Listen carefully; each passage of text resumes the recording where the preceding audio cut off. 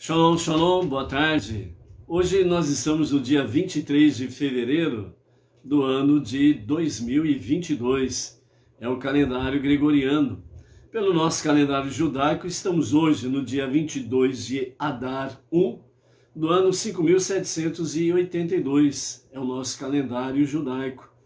E nós já estamos aí com 170 dias transcorrido do nosso calendário judaico. Estamos aqui em A Tarde com a Torá, que é exatamente o objetivo de trazer a Parashá semanal. E dentro da Parashá semanal, nós trazemos diariamente as leituras diárias para mantermos conexão com a Parashá semanal. Como disse o nosso Rebbe Menachem Mendel, né? Então, ele nos fala que nós precisamos trazer a Torá realmente para o nosso dia, para o nosso presente. Estarmos sempre procurando fazer uma conexão da porção semanal mais as suas leituras diárias, de acordo com a realidade da nossa vida, exatamente no nosso dia a dia.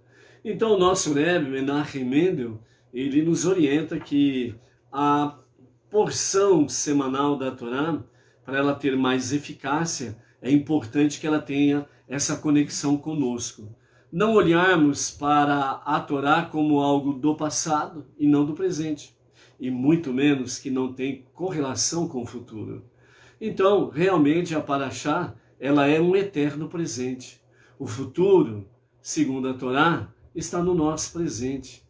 Então, por isso, realmente a Parashá é para nos instruir no nosso dia a dia, para estarmos e permanecermos aos olhos do nosso Deus, aos olhos da sua palavra, Torá, e dos seus mandamentos, mas especificamente para nós não-judeus, as 7 leis universais.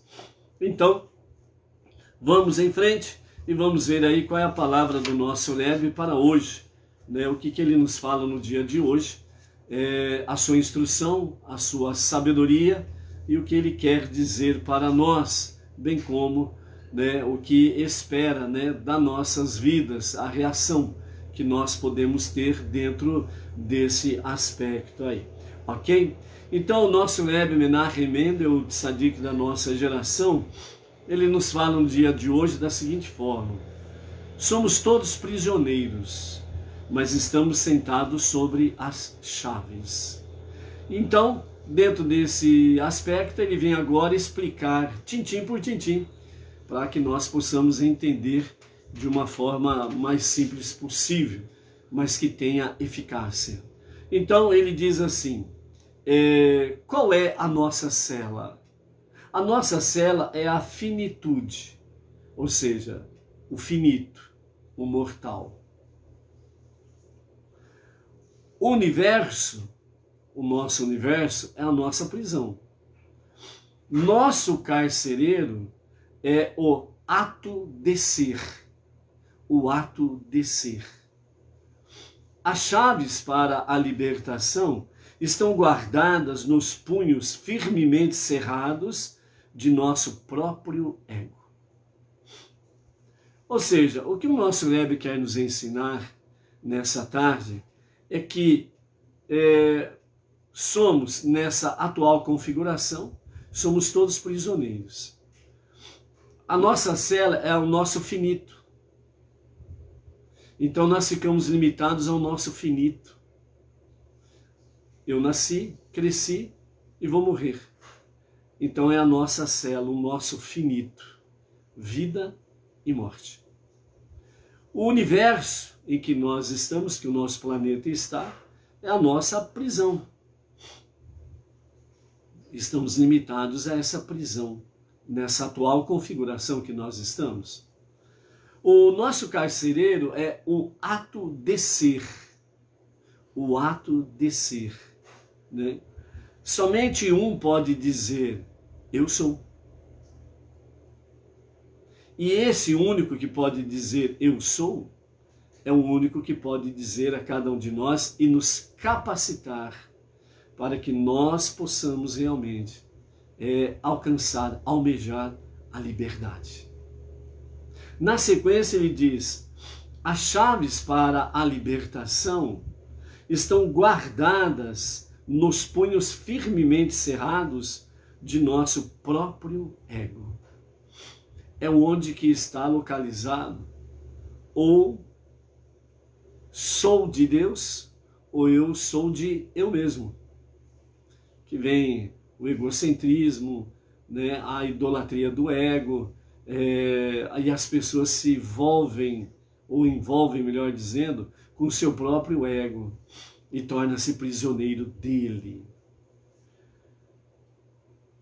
As chaves para a libertação estão guardadas nos punhos firmemente cerrados de nosso próprio ego.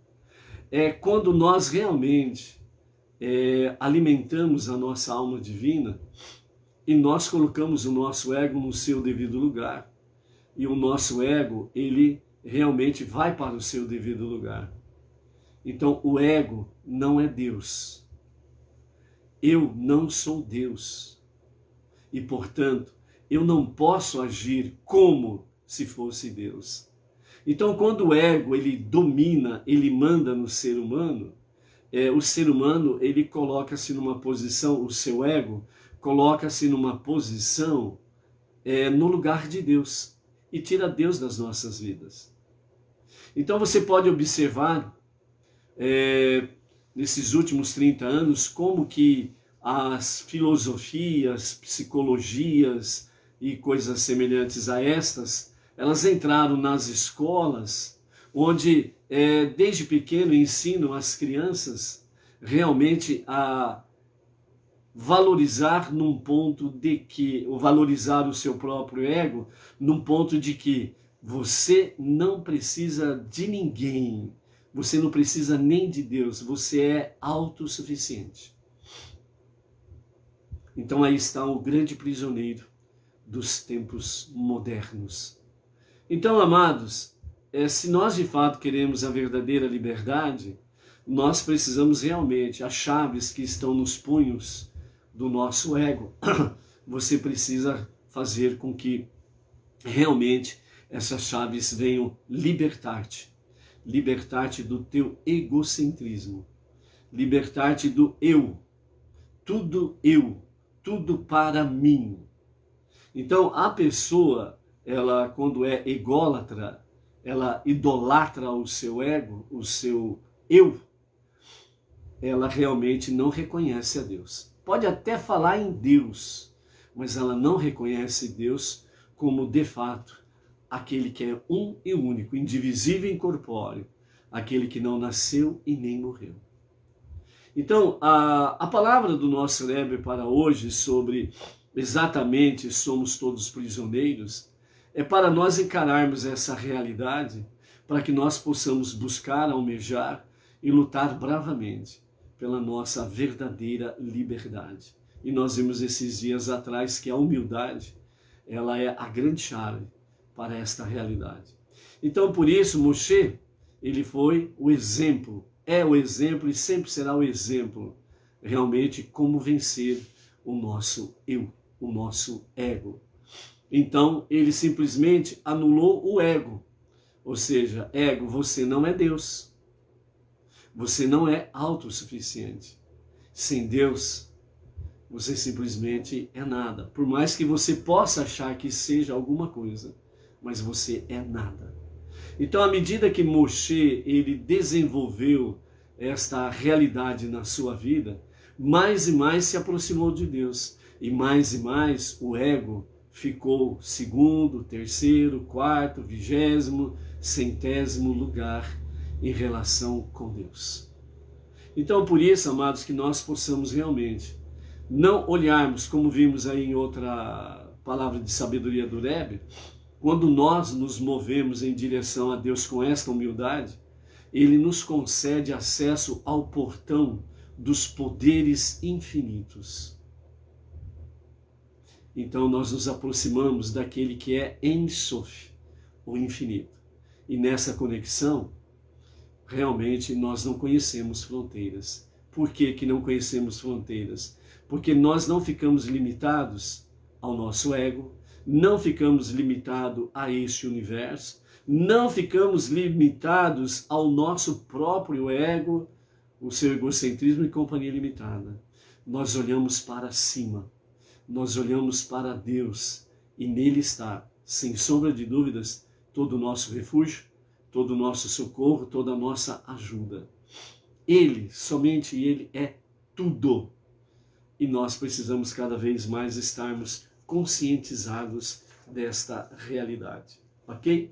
Na palavra final da nossa aliada de hoje, né, onde nós vamos ver aí sobre as questões aí ligadas dentro da construção do Michigan, e nós vamos ver aí onde teremos aí as 4 bases da nossa relação emocional com Deus, né, que são os 4 elementos em que foram levados para a construção do Michigan: o linho, a lã turquesa, a lã púrpura e a lã escarlate.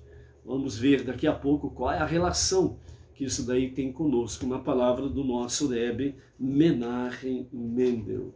Ok? Baruch Hashem. Estamos aí com a Edilane Minorello, né? E o marido Claudemir de Jesus Silva, aqui de Bauru, a Luciana Rodrigues, ali de Marília, né? A nossa região aí, ok?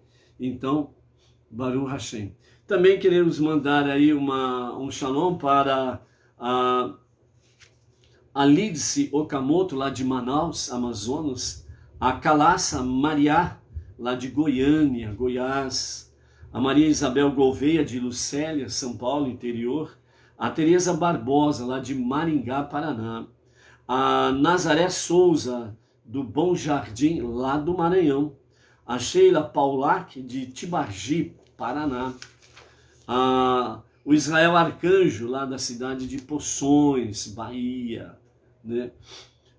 O Lélio Silva e família, de Lavras, Minas Gerais, a Áurea Lisboa e o seu marido Ivan e toda a família, lá em Belém, do Pará, a Irani Braga, de Mendonça, e o seu marido Juarez Carvalho e a família, em Nova Lima, Minas Gerais, a Sandra Oliveira Roman Mingatz, lá de Guarulhos, Grande São Paulo, a Carme Thelma Queiroz, o Cláudio Cortez, de Jataí, Goiás, o Carlos Esquivel, né? Também esse nós não sabemos a cidade dele aí, ok? Então, amados, nós estamos aí na nossa paraxá da semana. Tá aí o Marcos Santos, né? Que também está aí conectado conosco, né? O Marcos Santos de Lucélia, né? Interior de São Paulo também. E nós estamos aí na nossa 4ª aliá, portanto nós estamos no nosso 4º dia da semana, né? E o 4º dia da semana, nós temos aí o 4º dia do Shabat, e então preparação para o Shabat, né? Lembrando aí que nós estamos aí em conexão para sexta-feira, a reunião aqui em Bauru, do Kabbalat Shabbat, para que nós possamos aí, né, estarmos reunindo aí o pessoal aqui de Bauru, que começaram aí a arregaçar as mangas e começaram aí a trabalhar, né? Vamos começar aí os trabalhos de forma mais profíncua, né? Com aqueles que estão dispostos realmente a arregaçar as mangas e colocar-se em marcha, né? Colocar-se em trabalho, né? Então é importante esta realidade aí, ok? Então vamos lá. A nossa 4ª leitura hoje está no capítulo 36 de Shemot, Êxodo, e nós vamos no capítulo 36, verso 8 até o verso 19, né? Nós estamos dentro dessa paraxá que fala sobre as contribuições, as doações, né? Tudo que está conectado a prata, ouro, bronze, né? As tapeçarias, as lãs, os couros, madeiras, os utensílios e etc. e tal. E o povo se colocou realmente pronto para fazer, né? Nidiv Lev, né? Um doador de coração, um ato que sai do coração. E só no primeiro dia já fizeram todas as doações necessárias para a construção do Mishkan. E na continuidade da nossa Parashá, né, então, mais uma vez, nós vamos vendo aí sobre a questão da construção do Mishkan. Então, no capítulo 36, verso 8 a 19, diz assim: então todo homem sábio de coração dentre aqueles trabalhando fizeram o tabernáculo, o qual consistia em 10 tapeçarias, feitas de linho torcido, junto com lã turquesa, púrpura e carmesim. Ele as fez com desenhos de animais em um brocado profissional. O comprimento de cada tapeçaria era de 28 cúbitos e a largura era de 4 cúbitos. Essas medidas se aplicavam a todas as tapeçarias. Ele costurou 5 tapeçarias, umas às outras, e as outras 5 tapeçarias ele também costurou umas às outras. Ele fez laçadas de lã turquesa na extremidade da tapeçaria, que fica no fim do primeiro grupo de 5 tapeçarias. E ele fez o mesmo na extremidade final do segundo grupo de 5 tapeçarias. Ele fez 50 laçadas na extremidade da primeira tapeçaria e 50 laçadas na extremidade do segundo grupo, com todas as laçadas dos 2 grupos de tapeçaria correspondendo umas às outras. Ele fez 50 colchetes de ouro para unir os conjuntos de tapeçarias, umas às outras, como colchetes, para fazer o teto do tabernáculo numa unidade. Ele fez lençóis de pelo de cabras para cobrir o tabernáculo. Ele fez 11 lençóis. O comprimento de cada lençol era de 30 cúbitos e a largura de cada lençol era de 4 cúbitos. As dimensões se aplicavam a todos os lençóis. Ele costurou 5 lençóis juntos e os outros 6 juntos. Ele fez 50 laçadas na extremidade do primeiro lençol, no final de um grupo, e de 50 laçadas na extremidade do último lençol do segundo grupo. Ele fez 50 colchetes de cobre para juntar a tenda e fazê-la numa unidade. Ele fez mais uma cobertura para a tenda de pelo de cabra, com os couros de carneiro tingidos de vermelho, e outra cobertura acima dela de couro de tarraxe, né? Então aqui nós encerramos, né, a nossa quarta aliá. Nós estamos vendo aí dentro da nossa Parashá o quanto que é importante cada um se envolver no trabalho do Eterno. Nós vimos aí a questão que o próprio Deus escolheu Betsalel e Aholiav. Betsalel representa exatamente a classe nobre. E Aholiav, ele representa exatamente a classe mais pobre. E por que Deus escolheu os dois e os capacitou com a sabedoria divina para fazer toda a obra do Mishkan? É para exatamente mostrar ao povo judeu no princípio, né? E depois às nações, que na obra do Eterno não tem ninguém que é mais ninguém. Todos nós somos iguais diante de Deus. E nesse aspecto aí, Deus ele abre realmente esse portal para nós estarmos trabalhando na sua obra, para que nós tenhamos essa convicção. Todos nós somos importantes no trabalho a Hashem. Por isso, você, aonde você estiver, por mais sozinho que você possa estar, né? Por exemplo, você diz assim, estou sozinho no meio da minha família, estou sozinho aqui na minha localidade, não conheço ninguém, etc. e tal. Se você fizer realmente, como manda o figurino, os nossos 5 alicerces, né? A Teshuvá, as preces diárias, né? a estudo da Torá, o estudo das 7 leis universais, a de Sedaká, né? Então, se você fizer isso sozinho, onde você está participando de toda a obra de Deus. Então, para Deus, o que você está fazendo sozinho, aonde você estiver, isso daí para Deus é algo muito nobre. Então, por isso, nós não podemos, em hipótese nenhuma, acharmos que Deus não está vendo, Deus não está dando importância. Por isso a Aholiab, né, que representa a tribo de Judá, a tribo mais inferior, e paralelamente simboliza realmente os cidadãos mais pobres, mais desguarnecidos em vários aspectos da sua vida. Mas ele também faz parte da obra de Deus. Então, esse é um dos grandes ensinamentos que nós temos aqui para a questão de Eliabe, né? E Betzalel e Aholiab, né? Nesse sentido. E também nós vimos aí sobre a questão até aqui, que realmente os líderes, os príncipes das tribos de Israel, primeiro eles falaram para Moshe que o povo não precisava participar, que eles tinham o suficiente para suprir todas as necessidades da construção do Mishkan. E Moshe disse para ele, a ordem de Deus é todo coração voluntário, nediv lev. Todo aquele que coloca um ato a partir do coração de amor é para aceitar.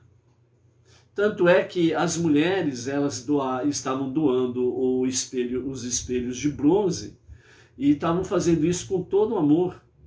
Era um ato do coração, um ato de amor. E a princípio Moshe não quis aceitar porque estava conectado às questões delas se prepararem, né, para os seus maridos, para coabitarem, né, e assim elas terem filhos, etc. Então Moshe a princípio ele estava recusando aquele donativo. Mas Deus falou para ele, falou, não, aceita, porque para mim isso daí é mais precioso do que todas as outras coisas.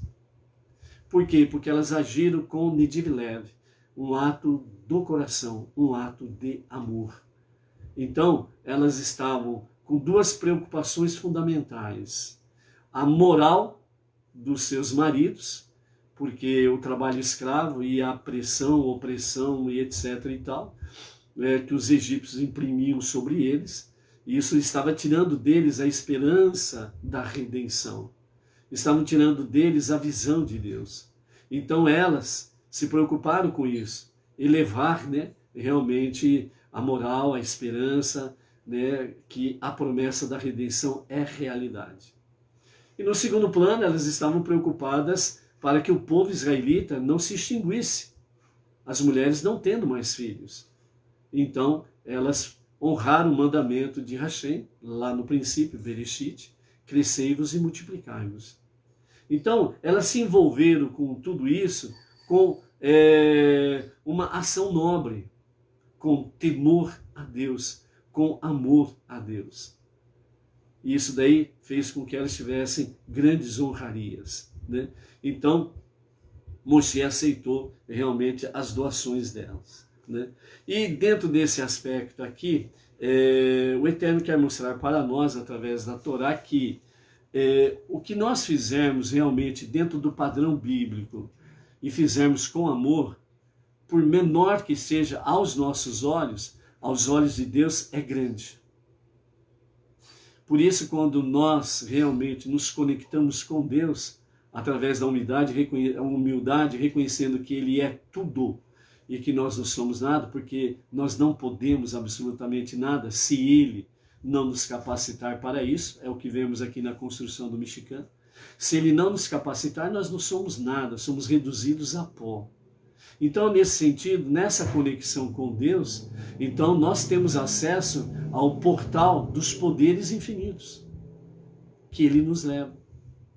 Vejam bem, quando você entra, a partir do momento que você abre os seus olhos de manhã e já começa a fazer um modé ani, você já está reconhecendo a soberania de Deus e você está sendo grato a Ele pelo retorno à vida e ao mesmo tempo você está dizendo a Deus, a minha vida está em tuas mãos.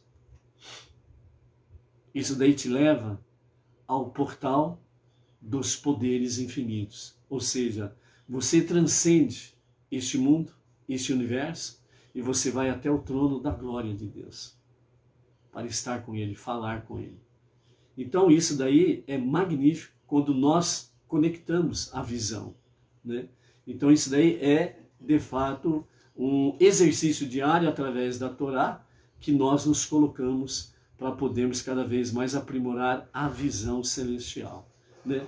Então, dentro dessa dinâmica, né, da relação, né, com Deus e com os seus mitzvot, os seus mandamentos, então o nosso Rebbe Menachem Mendel, ele nos fala sobre algo muito importante conectado com as tapeçarias, o linho, a lã turquesa, a lã púrpura e a lã escarlate.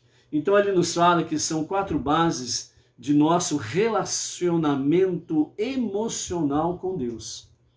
O nosso relacionamento emocional com Deus. Então vamos ver o que ele nos fala.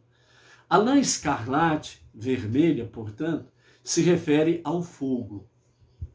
O fogo de dentro da alma é o amor ardente a Deus, que provém da contemplação de sua infinitude. Então, quanto mais nós contemplamos, né, nós fazemos reflexões, meditações, né, na sua Torá, salmos, nos livros de estudos, etc. e tal, no sentido de nós irmos cada vez mais no infinito de Deus, então acontece exatamente isso. Então aqui a lã escarlate vermelha, que tem conexão com fogo, e dentro desse aspecto é a nossa alma que tem um amor ardente por Deus, né? Então esse amor ardente por Deus, ele está totalmente desconectado do mundo secular, das suas luxúrias, paixões e companhia limitada. É uma conexão à pessoa e Deus, através da lã escarlate, vermelho, o fogo. E nesse sentido, então, quando você faz a contemplação de sua infinitude, é exatamente o quê? Os estudos da Torá, né? As preces diárias. É você estar conhecendo cada vez mais, através do estudo, realmente quão infinito é o nosso Deus. Então, por isso é importante realmente as reflexões, os estudos, as meditações sobre isso. Quando nos damos conta de até que ponto Deus está acima da criação e que Ele é a verdadeira realidade, nos envolve um desejo apaixonado de superar as limitações do mundo para conhecê-lo e nos fundirmos com Ele. É a conexão. Então, nesse aspecto aqui da lã escarlate, realmente Deus ele nos dá, vamos dizer, o escape ou um portão aberto, né, para nos conectarmos com a sua infinitude. E assim nós possamos realmente buscar cada vez mais superar as limitações do nosso mundo.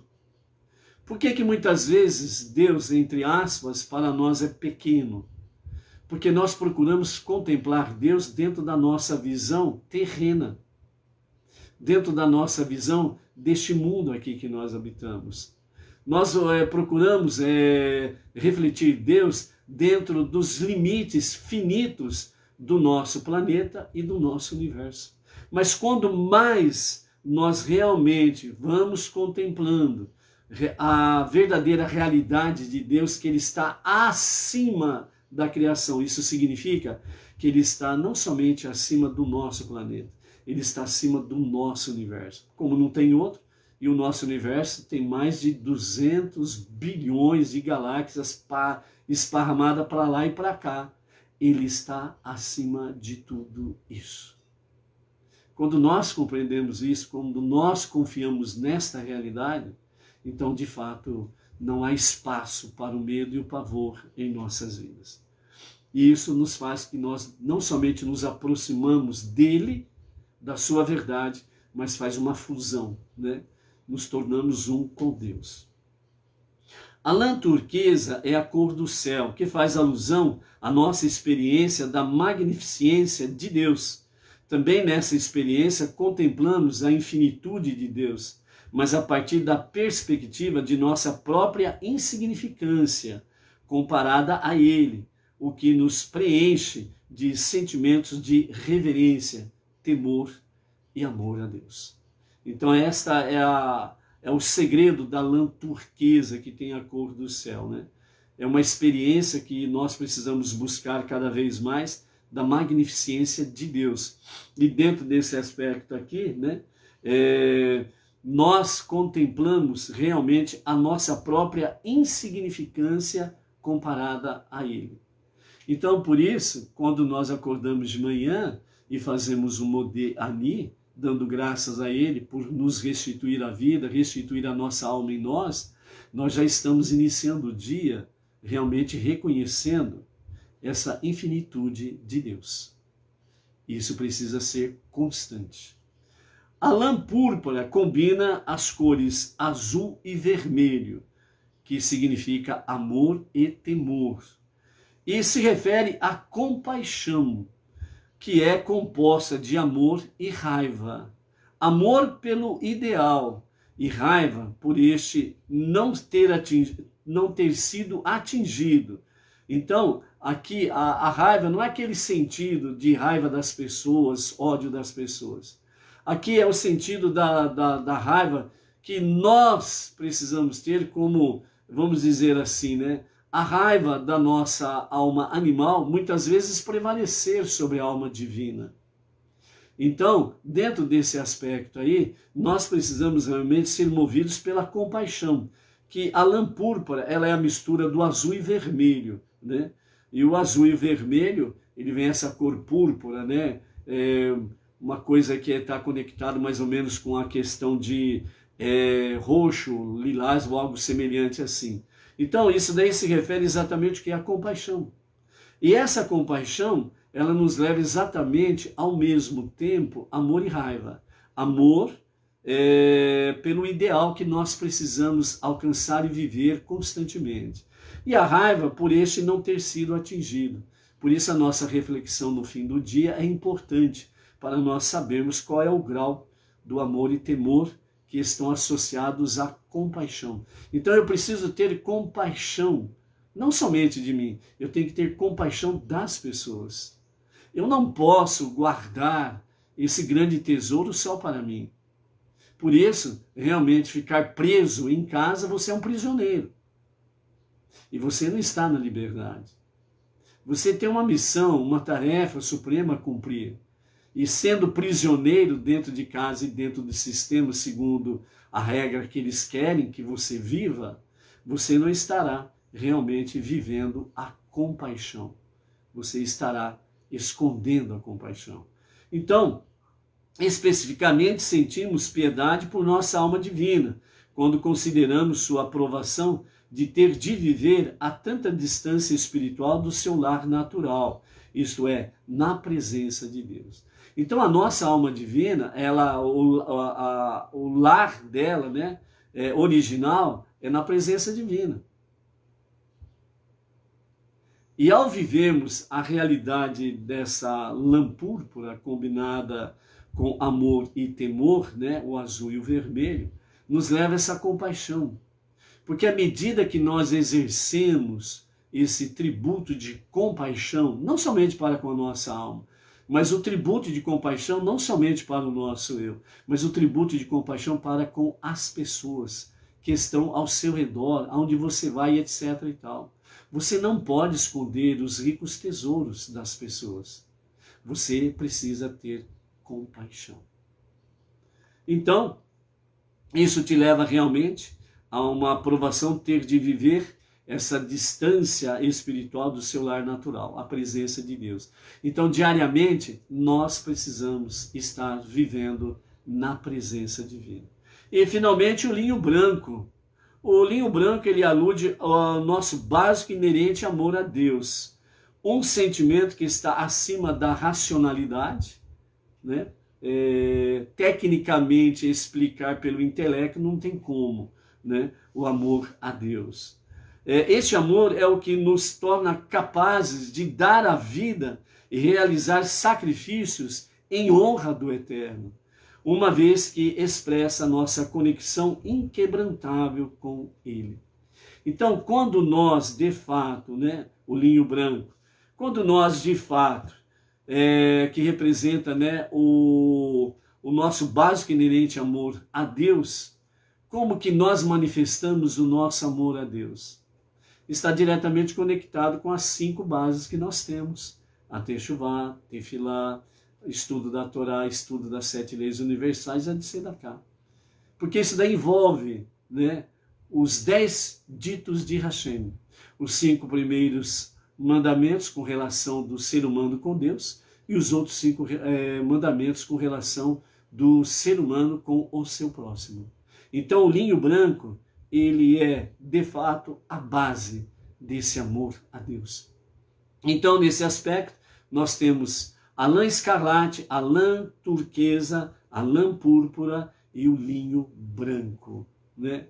Então nós precisamos estar aí refletindo sobre isto e qual é a nossa posição no nosso dia a dia diante destas realidades. Ok? Então por isso, amados, seja forte, seja luz, seja realmente aquele que tem ousadia de viver o temor e o amor a Deus. E reconhecer a infinitude de Deus, que Ele está além de toda a criação, de todo este universo. Só Ele é o Todo-Poderoso El Shaddai. Amanhã vamos continuar. Shalom, shalom. Até amanhã.